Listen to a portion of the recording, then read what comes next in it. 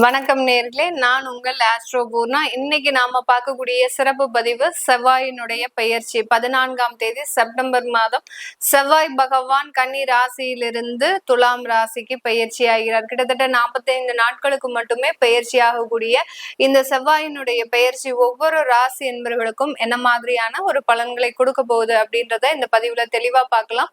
இந்த செவ்வாய் பெயர்ச்சி 27ஆம் தேதி அக்டோபர் வரைக்கும் அந்த துலாம் ராசியில இருக்க போறார் இந்த செவ்வாய் பகவான். பாவ கிரகங்கள்லயே ஒரு முக்கியமான கிரகம் இந்த செவ்வாய். செவ்வாயினுடைய அமைப்பை பொறுத்துதான் அந்த திருமணம்ன்ற சொல்லக்கூடிய அந்த கலத்திரஸ்தானம் செயல்படும். அதே மாதிரி கணவன் மனைவி உறவுல இந்த செவ்வாயும் ஒரு முக்கிய காரக கிரகமாக செயல்பட போகுது இந்த செவ்வாயினுடைய பெயர்ச்சி. இப்போ நம்ம ஒவ்வொரு ராசி என்பவர்களுக்கும் என்ன மாதிரியான பலன்கள்ன்றத பார்க்கலாம். இந்த சேனல்ல முதன்முறையா பாக்குறீங்க அப்படின்னா சப்ஸ்கிரைப் பண்ணிக்கோங்க, பெல் பட்டன்ல ஆல் ஆப்ஷன் சூஸ் பண்ணிக்கோங்க.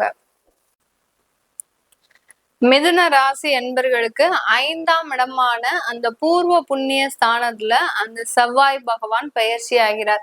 இது நாள் வரைக்கும் அந்த 4ஆம் இடத்துல இருந்த இந்த மிதுன ராசி என்பர்களுக்கு இப்போ பூர்வ புண்ணிய ஸ்தானத்துல அந்த செவ்வாய் பயிற்சி ஆகிறார். இது ஒரு நல்ல விஷயம். பூர்வ புண்ணிய ஸ்தானத்துல அந்த செவ்வாய் வர்றாரு அப்படின்னாலே நிறைய ஒரு குலதெய்வங்களின் உங்களுக்கு ஆசிர்வாதம் முழுமையாக கிடைக்கக்கூடிய ஒரு நேரம். யார் யாருக்கெல்லாம் முருகன் குலதெய்வமா இருக்கோ, இல்ல அம்மன், அதாவது உக்ர தெய்வங்கள் எதெல்லாம் குலதெய்வமா இருக்கோ, கருப்பசாமி, அடுத்து பாத்தீங்கன்னா எல்லை தெய்வங்கள், அடுத்து கருமாரி, இந்த மாதிரியான தெய்வங்கள்லாம் உங்களுக்கு குலதெய்வமா இருக்கும். அந்த தெய்வங்களின் முழு ஆசிர்வாதம் இந்த காலகட்டத்துல 45 நாட்கள்ல முழுமையாக கிடைக்கக்கூடிய ஒரு தருணமாக இருக்க போகுது. இந்த மிதுன ராசி அன்பர்களுக்கு இந்த செவ்வாயாகப்பட்டவர் லாபஸ்தானாதிபதி. லாபஸ்தானாதிபதினு சொல்லக்கூடிய அந்த ஸ்தானத்தை குறிக்கக்கூடிய அந்த செவ்வாய் உங்களுடைய பூர்வ புண்ணிய ஸ்தானத்துல இருக்கிறதுனால தொழில் சம்பந்தப்பட்ட சில இழப்புகளை மீட்டெடுக்கக்கூடிய ஒரு தருணம். நிறைய மிதுன ராசி என்பர்கள் மண்டை காஞ்சு போயிருக்கிறீங்க.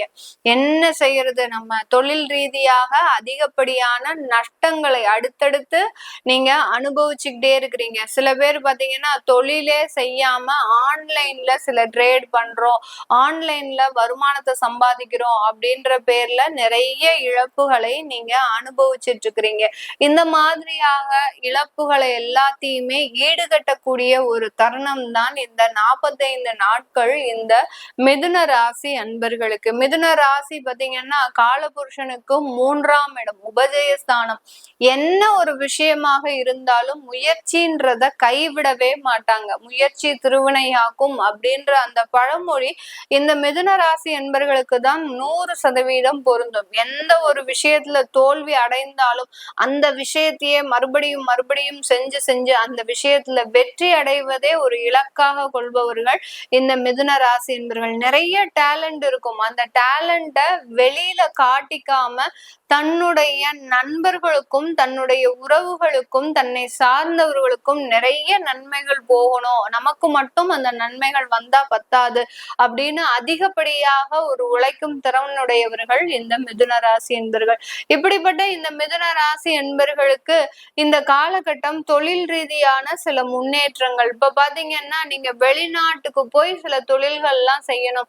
ஒரு கன்சல்டன்சி பிசினஸ் வச்சிருக்கிறீங்க, இல்ல ஒரு HR டெவலப்மெண்ட் பிசினஸ் வச்சிருக்கிறீங்க, இல்ல ஒரு லேபர் கான்ட்ராக்ட் பிசினஸ் வச்சிருக்கிறீங்க. இப்படி இருக்கக்கூடிய இந்த மிதுன ராசி என்பர்களுக்கு எல்லாம் வெளிநாட்டுல போய் சில லைட்டா உங்களுடைய ப்ராஜெக்ட பத்தி நீங்க அப்ரோச் பண்ணாலே போறோம், உங்களுக்கு அங்க நல்ல ஒரு பிசினஸ் டெவலப்மெண்ட் அப்படின்றது நிறைய இடத்துல வரக்கூடிய ஒரு நேரமாக இருக்கும். அதே சமயத்துல இந்த மிதுன ராசி என்பர்களுக்கு நிறைய இடத்துல பண வரவுகள் அப்படின்றது இந்த காலகட்டம் அதிகமாக கிடைக்கக்கூடிய ஒரு நேரம்.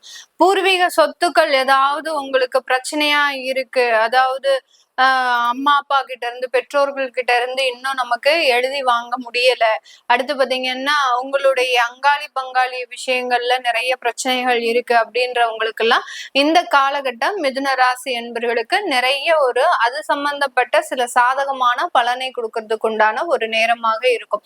இந்த மிதுன ராசியில இருக்கக்கூடிய இந்த மிருகஷீரிட நட்சத்திர அன்பர்களுக்கு வெளிநாட்டுல நிறைய விஷயத்துல உங்களுக்கு ஏற்றமான காலமாக இருக்கும். சில பேர் பேருக்கு சில லாட்ரி வாங்கணும் அப்படின்னு நினைச்சீங்கன்னா கூட கண்டிப்பா அதுல சக்சஸ் நடக்கும். அடுத்து பாத்தீங்கன்னா உங்களுடைய திருமண வாழ்க்கையில கணவர் சம்பந்தப்பட்ட பிரச்சனைகள் இருக்கு அப்படின்னா அதுல ஒரு சாதகமான பலன்கள் நடக்கும். அடுத்து வேலையிலையும் பாத்தீங்கன்னா இருந்த பிரச்சனைகள் இது எல்லாமே அகலக்கூடிய ஒரு நேரமாக இருக்க போது இந்த மிருகசீரிட நட்சத்திர அன்பர்களுக்கு. திருவாதிரை நட்சத்திர அன்பர்களுக்கு நீங்க ஸ்டூடெண்ட் வீசால போயிருக்கிறீங்க வெளிநாட்டுல, அடுத்து பாத்தீங்கன்னா உங்களுக்கு பார்ட் டைம் ஜாபா தான் ரன் ஆயிட்டு இருக்குது, நீங்க படிச்சு முடிச்சும் இன்னும் பார்ட் டைம் ஜாப் தான் பார்த்துட்டு இருக்கிறீங்க அப்படின்றவங்களுக்கு உங்களுக்கு பெர்மனன்ட் ஜாப் எல்லாம் கிடைக்கிறதுக்கு உண்டான ஒரு காரணமான ஒரு நேரமாக தான் இந்த திருவாதிரை நட்சத்திர அன்பர்களுக்கு இந்த செவ்வாயினுடைய பெயர்ச்சி இருக்க போது. அடுத்து இந்த இடத்துல புனர்பூசம் நட்சத்திர அன்பர்கள், இந்த மிதுன ராசியில இருக்கக்கூடிய புனர்பூசம் நட்சத்திர அன்பர்களுக்கு இந்த செவ்வாயினுடைய பெயர்ச்சி அதிகப்படியான ஒரு லைஃப்ல இருக்கக்கூடிய சில ப்ராப்ளம்ஸ் தீராத சில பிரச்சனைகளை எல்லாம் தீர்த்து வைக்கக்கூடிய ஒரு தருணம். அதாவது நீண்ட காலமாக திருமணம் ஆகல அப்படின்றவங்களுக்கு திருமண தடைகளை நீக்கக்கூடிய ஒரு தருணம். அடுத்து பாத்தீங்கன்னா வேலை சம்பந்தப்பட்ட சில இஷ்யூஸ் இருக்கு, நீங்க ஒரு 10 வருஷமா ஒரு இடத்துல வேலை பார்த்துருக்கிறீங்க, திடீர்னு இருந்தாப்புல அந்த வேலையை விடக்கூடிய ஒரு தருணம் இருக்கு, நமக்கு இந்த ஒரு 3 மாதத்துல அடுத்து வேலை வாங்கணும் அப்படின்ற ஒரு தருணம்லாம் ஒரு நெருக்கடியான ஒரு தருணம்லாம் இருக்கு அப்படின்னா அதெல்லாமே உங்களுக்கு சாதகமாக ஆகக்கூடிய ஒரு நேரமாக தான் இந்த புனர்பூச நட்சத்திர அன்பர்களுக்கு இருக்க போகுது. இந்த மிதுன ராசி அன்பர்கள் இந்த காலகட்டத்துல உங்களுக்கு திருமண தடைகளையும் குழந்தை பாக்கியத்தையும் கொடுக்கக்கூடிய ஒரு தருணம். அதாவது 11ஆம் லாபஸ்தானாதிபதி உங்களுடைய 5ஆம் இடத்துல பயிற்சியாகி வரும்போது அந்த குழந்தை பாக்கியத்தை எளிதாக கொடுக்கக்கூடிய ஒரு தருணமாக இருக்கும். கடந்த காலத்துல எல்லாம் மருத்துவ முறையில பாத்தீங்கன்னா மருத்துவ ஆலோசனைகள்ல உங்களுக்கு விந்தணுக்களோ இல்ல கர்ப்பப்பை பிரச்சனைகளோ இல்ல பாத்தீங்கன்னா கர்ப்பப்பையில சில தேவையில்லாத கட்டிகளோ இருந்தா கூட இந்த காலகட்டம் அதுக்குண்டான ஒரு மருத்துவம்லாம் உங்களுக்கு கொடுத்து எளிதாக அந்த குழந்தை பாக்கியத்தை உங்களுக்கு மிக அருமையாக கொடுக்கக்கூடிய ஒரு தருணமாக தான் இருக்க போகுது. நான் மேல சொன்ன விஷயங்கள் எல்லாமே உங்களுடைய லைஃப்ல நடந்திருக்கு அப்படின்னா நீங்க கீழே கமெண்ட் பாக்ஸ்ல பதிவு பண்ணுங்க. நம்ம இப்ப சொன்ன பலன்கள் எல்லாமே கோச்சார நிலவரப்படி அட் பிரசன்ட் பிளானட்டோட பொசிஷனை வச்சு நம்ம சொல்லிட்டு இருக்கிறோம். இது உங்களுடைய தசாபுத்தியில கொஞ்சம் மாற்றத்தை கொடுக்கும். உங்களுக்கு நல்ல தசாபுத்தி இருக்கு அப்படின்னா நான் சொன்ன சில பாசிட்டிவான விஷயங்கள் உங்களுக்கு அப்படியே நடக்கும். அதுல எந்த விதமான ஒரு மாற்றமுமே இருக்காது. 100% அப்படியே நடக்கக்கூடிய ஒரு தருணம். உங்களுக்கு கெடுதலான தசாபுத்தி இருக்கும் போது கடனுடைய அளவு குறையறதுக்கு கொஞ்சம் சிரமப்படுவீங்க. கடனை அடைக்கணும்னு நினைப்பீங்க, ஆனா உங்களால அடைக்க முடியாது. அந்த மாதிரியான சில பிரச்சனைகள் வரும். அடுத்து அந்த கெடுதலான தசாபுத்தி வேலை இழப்புகள் இருக்கிறவங்களுக்கு சில தேவையில்லாத அதாவது ரிஜெக்ஷனை நீங்களே பண்ணக்கூடிய அளவிற்கு நமக்கு இந்த வேலைக்கு போனா செட் ஆகி வராது, நம்ம வெளியூருக்கு போக முடியாது, இப்படி நீங்களே சில தடுமாற்றங்களை அடையக்கூடிய அளவிற்கு அந்த கெடுதலான தசாபுத்திகள் உங்களுக்கு சின்ன சின்ன மாற்றங்களை கொடுக்கும். அதெல்லாம் தெரிஞ்சுக்கணும் விருப்பப்படுறவங்க கீழே இருக்கிற நம்பருக்கு வாட்ஸ்அப்ல அப்பாயின்மெண்ட் வாங்கிட்டு நீங்க என்கிட்ட கன்சல்ட் பண்ணிக்கலாம். உங்களிடமிருந்து விடைபெறுவது உங்கள் ஆஸ்ட்ரோ பூர்ணா. நன்றி, வணக்கம்.